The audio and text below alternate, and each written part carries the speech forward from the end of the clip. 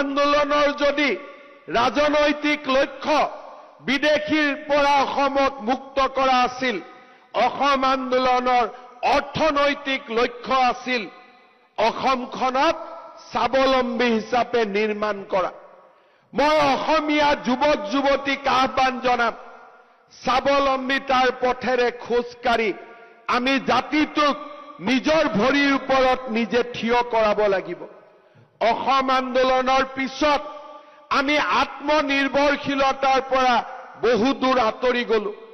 আমাৰ খেতি পথাৰত খেতি কৰিবৰ বাবেও আমি অচিনাক্ত লোকক মাতিব আৰম্ভ কৰিলো। আমি যিখন ৰিক্সাত উঠো, আমি যিখন অটো ৰিক্সাত উঠো, আমি যিখন বাছত উঠো, সিও যেন অচিনাক্ত লোকে চলাবলৈ আৰম্ভ কৰিলে।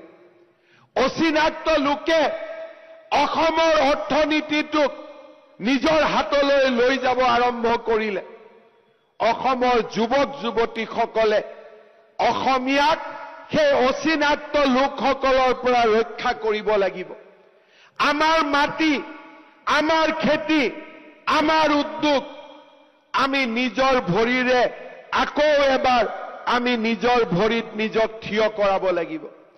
সেইটো জাতি, যিটো জাতিৰ খেতি পথাৰতো অচিনাক্ত লোক থাকে, যিটো জাতিৰ বাছখনো অচিনাক্ত লোকে চলায়, যিটো জাতিৰ ঘৰৰ দুৱাৰ মুখতো অচিনাক্ত লোকজনে আহি কাম কৰে, সেই জাতিটোৱে বহু দিনলৈ নিজৰ ভৰিৰ ওপৰত নিজে থিয় হৈ থাকিব নোৱাৰে।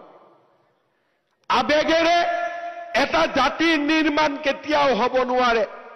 এটা জাতিৰ নিৰ্মাণৰ সৌধ হৈছে পৰিশ্ৰম।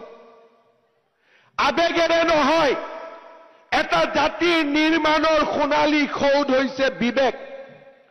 যেতিয়া বিবেকেৰে আমি পৰিচালিত হওঁ, বুকুত অদম্য সাহসেৰে আমি আত্মনিৰ্ভৰশীলতাৰ ফালে আগুৱাই যাওঁ, তেতিয়া সেই জাতিটোৰ ভৱিষ্যতক কোনেও ধৰি ৰাখিব নোৱাৰে।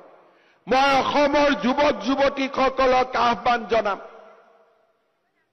আমাৰ আন্দোলন হ'ব লাগিব আমাৰ খেতি পথাৰত, আমাৰ আন্দোলন হ'ব লাগিব আমাৰ উদ্যোগ খণ্ডত, আমাৰ আন্দোলন হ'ব লাগিব পৰিবহন খণ্ডত, আমাৰ আন্দোলন হ'ব লাগিব অসমক অৰ্থনৈতিকভাৱে স্বাৱলম্বী কৰাৰ দিশত।